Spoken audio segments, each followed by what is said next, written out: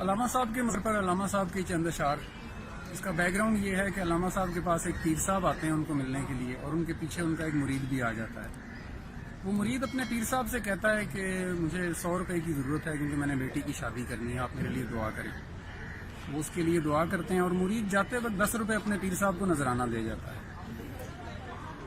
اب علامہ صاحب یہ واقعہ دیکھ رہے ہیں، جب وہ پیر صاحب چلے جاتے ہیں تو علامہ صاحب نے چند اشعار لکھے ہیں.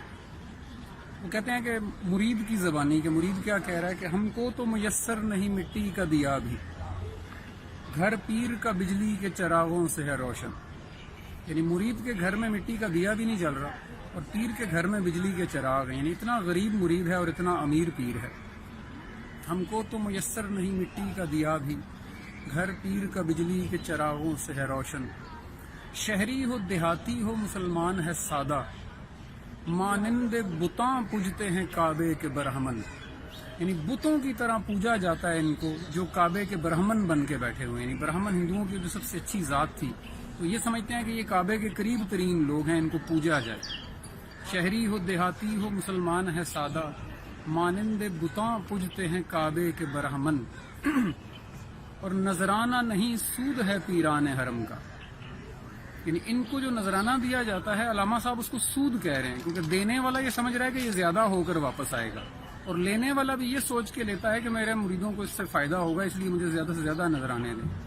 علامہ صاحب لکھ رہے ہیں کہ نذرانہ نہیں سود ہے پیران حرم کا، ہر خرقہ سالوس کے اندر ہے مہاجن.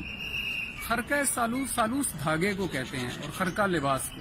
یعنی ہر دھاگے کے بنے ہوئے لباس کے اندر ایک مہاجن چھپا ہوا ہے. مہاجن جو کاروبار کرتے ہیں، یعنی پیروں کو علامہ صاحب نے مہاجن قرار دے دیا، ایسے پیروں کو. اور آخر میں کہتے ہیں کہ میراث میں آئی ہے انہیں مسند ارشاد.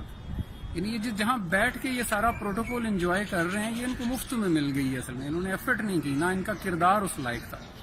میراث میں آئی ہے انہیں مسند ارشاد، زاغوں کے تصرف میں عقابوں کا نشیمن. یعنی عقابوں کے بیٹھنے کی جگہ تھی لیکن اب کووں نے وہاں پر قبضہ کر لیا. زاغ کوے کو کہتے ہیں. میراث میں آئی ہے انہیں مسند ارشاد،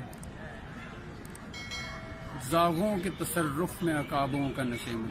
اللہ تعالی ہمیں سمجھنے کی اور عمل کرنے کی توفیق دے.